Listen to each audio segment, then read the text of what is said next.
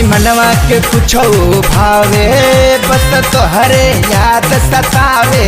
जैसे सावन के बरसे बदरिया, दुनु नैना लोर बहावे। चैन मिले एक पल न कहीं, भइल जिंदगी जियल मोहाल बा। देखर पगले तोरा बिना, तोरा पगला के कवन हाल बा। देखर पगले तोरा बिना, तोरा पगला के कवन हाल बा।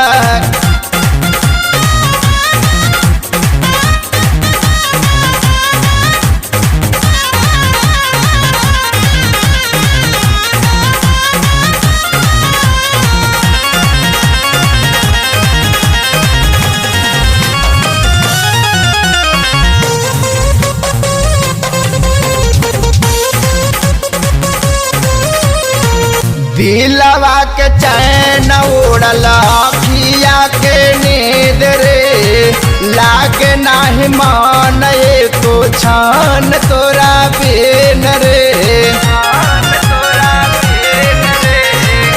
दिलवा के चैन उड़ल अखिया के नींद रे, लागे नाही मान एको छान तोरा बिन रे। खायल पियल कुछो ना भावे, हरदम तोरे ख्याल बा। देखर पगले तोरा बिना, तोरा पगला के कवन हाल बा।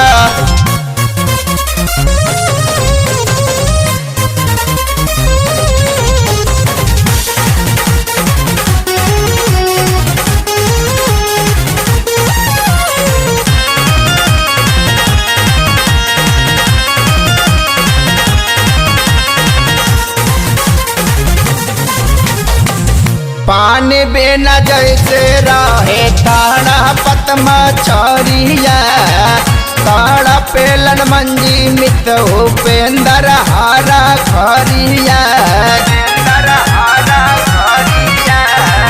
पानी बिना जैसे रहे ताड़ा पतमा छरिया, ताड़ा पेलन मंजी मित उपेंदर हारा खरिया। प्यार के पटवा न मिलत नहीं खे, सगर बैरहर ताल बा। देखर पगले तोरा बिना, तोरा पगला के कवन हाल बा।